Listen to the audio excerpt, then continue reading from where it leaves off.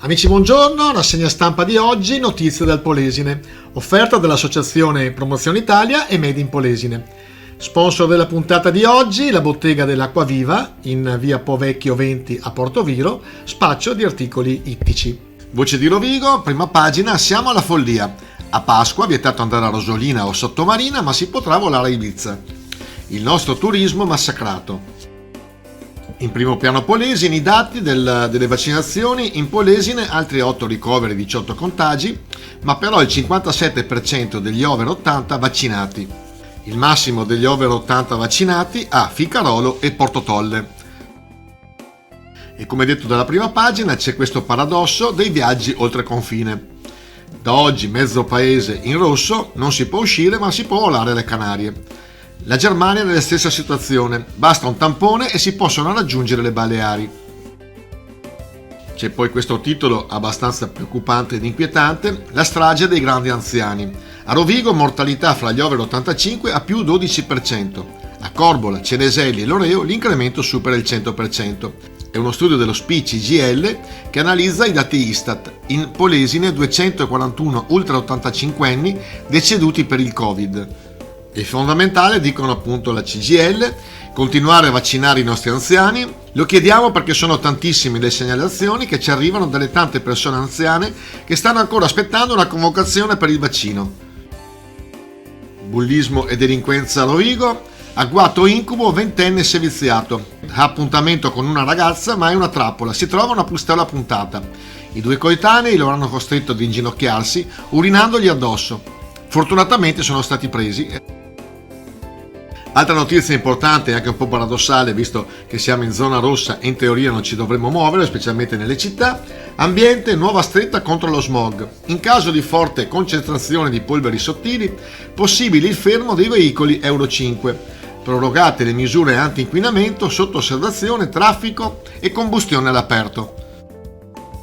Portoviro, tutto bene finalmente per il colosso prodotto dai cantieri navali visentini, il gigante ha ripreso la via del mare.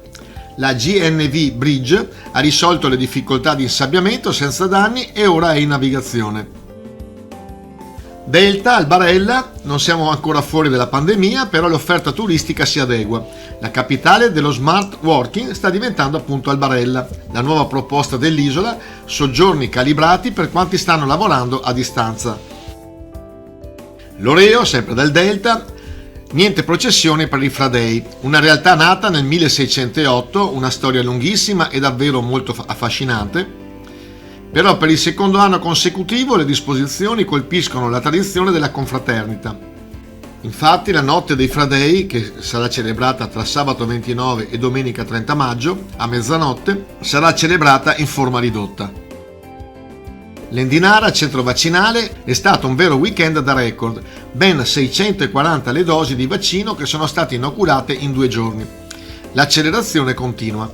Ed anche l'Endinara, come a Portoviro e Taglio di Po, AstraZeneca ai grandi anziani, proteste e lettere inviata all'azienda sanitaria. Annunciato la vaccinazione con Pfizer, doccia fredda, gli anziani hanno trovato solamente AstraZeneca a disposizione.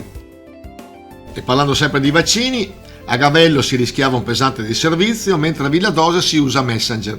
Le lettere non arrivano, i sindaci sì. Complimenti ai primi cittadini e amministratori che sono in campo per sopperire ai problemi nelle convocazioni. Gazzettino Rovigo, Angeli dell'Auser a fianco degli anziani, un'ottantina di volontari impegnati nel trasporto di chi non ha mezzi. Garantita anche la consegna a domicilio delle lettere di convocazione agli over 80. Rovigo, buoni spesa per oltre $500,000, ai 270.000 euro stanziati dal governo, il comune è pronto ad aggiungere altre €300.000 in favore delle famiglie.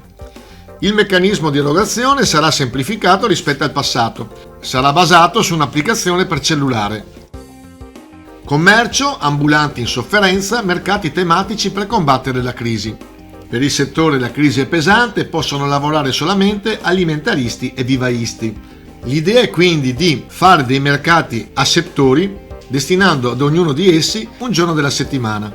Per esempio, l'Endinara, dicono appunto in questo servizio, potrebbe avere il sabato gli alimentari, il venerdì i vestiti, il giovedì i casalinghi, eccetera, eccetera, eccetera. Puntata finita, vi ringraziamo naturalmente per la fedeltà con la quale ci seguite. Vi ricordiamo che alle ore 11.50 e alle ore 14 siamo anche su Radio Diva, sulle frequenze di 94 e 100, e da Leandro Maggi è sempre un piacere stare con voi. Ciao ciao!